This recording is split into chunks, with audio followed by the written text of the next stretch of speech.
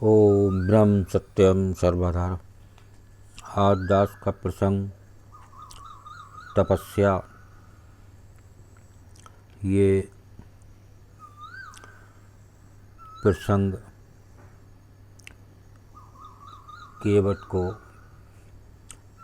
कई जन्म लग जाते हैं प्रभु श्री राम के चरण मिलने में। एक लगन, एक सिमरन, एक प्रेम, ये तब उस प्रभु के चरण तक पहुंच पाता है। देखिए किस प्रकार केवट को प्रभु श्री राम के चरण मिले। तो प्रसंग है तपस्या। कभी कभी भगवान को भी भक्तों से काम पड़े जाना था। गंगा पार प्रभु केवट की नाव चढ़े। क्षीर सागर में भगवान विष्णु शेष शैया पर विश्राम कर रहे हैं और लक्ष्मी जी उनके पैर दबा रही हैं। विष्णु जी के एक पैर का अंगूठा शैया के बाहर आ गया और लहरें उससे खिलवाड़ करने लगीं। क्षीर सागर के एक कछुए ने इस दृश्य को देखा और मन में वो विचार कर कि मैं यदि भगवान विष्णु के अंगूठे को अपनी जिह्वा से स्पर्श कर लूं तो मेरा मोक्ष हो जाएगा। ये सोचकर उनकी ओर बढ़ा।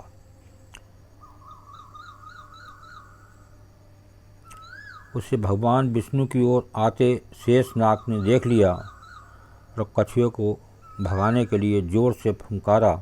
फुंकार सुनकर कछुआ भागकर छुप गया। कुछ समय पश्चात जब शेषनाग जी का ध्यान हट गया तो उसने पुनः प्रयास किया।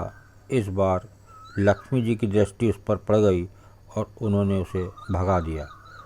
2 बार कछुए को मौका मिला, लेकिन दोनों बार प्रयास खाली चला गया। इस प्रकार उस कछुए ने अनेकों प्रयास किए, पर शेषनाग और लक्ष्मी माता के कारण उसे सफलता नहीं मिली।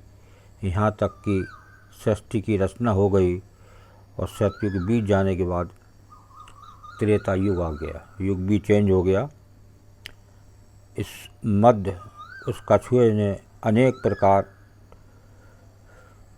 बार अनेक योनियों में जन्म लिया और प्रत्येक जन्म में भगवान की प्राप्ति का प्रयत्न करता रहा।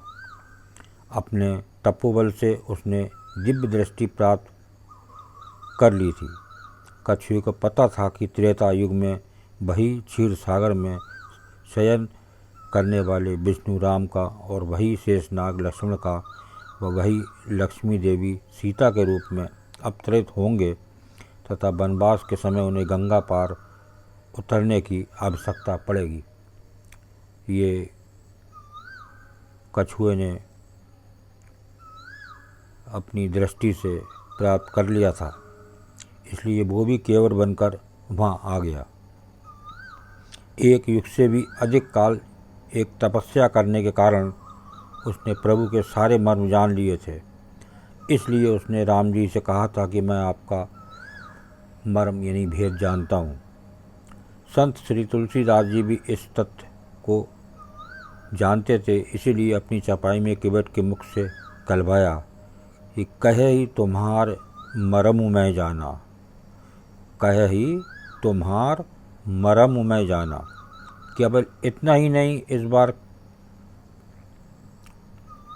केवट इस अवसर को किसी भी प्रकार हाथ से जाना नहीं चाहते थे। उसने याद था कि शेषनाग क्रोध करके फुंकारते थे तो और मैं डर जाता था। ये सब पिछला याद कर रहे हैं। अब की बार वे लक्ष्मण के रूप में मुझ पर अपना बाण भी चला सकते हैं, पर इस बार उसने अपने भय को त्याग दिया था। लक्ष्मण के तीर से मर जाना उसे स्वीकार था, पर इस अवसर को खो देना नहीं। इसीलिए विद्वान संत श्री तुलसीदास जी ने लिखा है, हे नाथ, मैं चरण कमल धोकर आप लोगों को नाव पर चढ़ा लूँगा। मैं आपसे उतराई भी नहीं चाहता।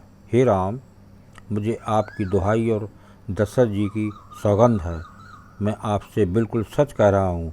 भले ही लक्ष्मण जी मुझे तीर मार दें, पर जब तक मैं आपके पैरों को पखार नहीं लूँगा तब तक हे तुलसीदास के नाथ, हे कृपालु, मैं पार नहीं उतारूँगा।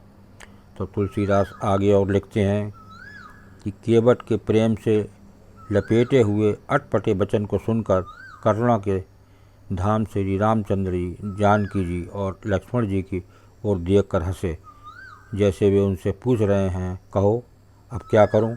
उस समय तो केवल अंगूठे को स्पर्श करना चाहता था और तुम लोग उसे भगा देते थे, पर अब तो ये दोनों पैर मांग रहा है।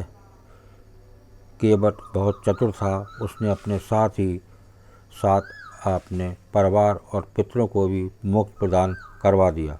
तुलसीदास जी लिखते हैं, चरणों को धोकर पूरे परिवार सहित उस चरणामृत का पान करके, उसी जल से पितरों का तर्पण करके अपने पितरों को भवसागर से पार कर फिर आनंदपूर्वक प्रभु श्री रामचंद्र जी को गंगे पार ले गया। उस समय का प्रसंग है जब केवट भगवान के चरण धो रहे हैं। बड़ा प्यारा दृश्य है भगवान का। एक पैर धोकर उसे निकाल कर कटौती से बाहर रख देते हैं और जब दूसरा धोने लगते हैं तो पहला वाला पैर गीला होने से ज़मीन पर रखने से धूल भरा हो जाता है। केवट दूसरा पैर बाहर रखते हैं, फिर पहले वाले को धोते हैं। एक एक पैर को 7-7 बार धोते हैं। फिर ये सब देख कर कहते हैं, प्रभु एक पैर कटौती में रखिए, दूसरा मेरे हाथ पर रखिए ताकि मैला ना हो। जब भगवान ऐसा ही करते हैं तो ज़रा सोचिए क्या स्थिति होगी यदि एक पैर कटौती में है और दूसरा केवट के हाथों में। भगवान दोनों पैरों में खड़े नहीं हो पाते। बोले, केवट मैं गिर जाऊंगा। केवट बोला, चिंता क्यों करते हैं भगवान, दोनों हाथों को मेरे सिर पर रखकर खड़े हो जाइए, फिर नहीं गिरेंगे। जैसे कोई छोटा बच्चा है, जब उसकी माँ उसे स्नान कराती है तो बच्चा माँ के सिर पर हाथ रखकर खड़ा हो जाता है। भगवान भी आज वैसे ही खड़े हैं। भगवान केवट से बोले, भैया केवट, मेरे अंदर का ईमान आज टूट गया। केवट बोला, प्रभु क्या कह रहे हैं? भगवान बोले, सच कह रहा हूँ केवट, अभी तक मेरे अंदर अभिमान था कि मैं भक्तों को गिरने से बचाता हूँ, पर आज पता चला कि भक्त भी भगवान को गिरने से बचाता है प्रतिदिन। तो ये आज आपने तपस्या का प्रसंग ये श्रवण किया। अति सुंदर प्रभु श्री राम की लीला और केवट को कितने जन्मों के बाद प्रभु के चरण मिले। आज संसार में भगवान का नाम सुनने के लिए लोगों के पास 5 मिनट का समय नहीं है। अभी फ़ोन आ जाएगा तो 15 मिनट, आधा घंटा उस फ़ोन में दे दिया जाएगा, लेकिन प्रभु का नाम 5 मिनट सुनने के लिए समय नहीं है। ये है प्रभु की अपार लीला। जब प्रभु का नाम मन में लगने लगे तो समझ लिए कि प्रभु की कृपा शुरू हो गई। ओम ब्रह्म सत्यम सर्वदा दास कागरी चैनल अच्छा लगा हो तो सब्सक्राइब करें, बेल प्रेस करें, लाइक करें, शेयर करें ताकि आगे आने वाला वीडियो सर्वप्रथम यूट्यूब में मिले। ब्रह्म सत्यम सर्वदा।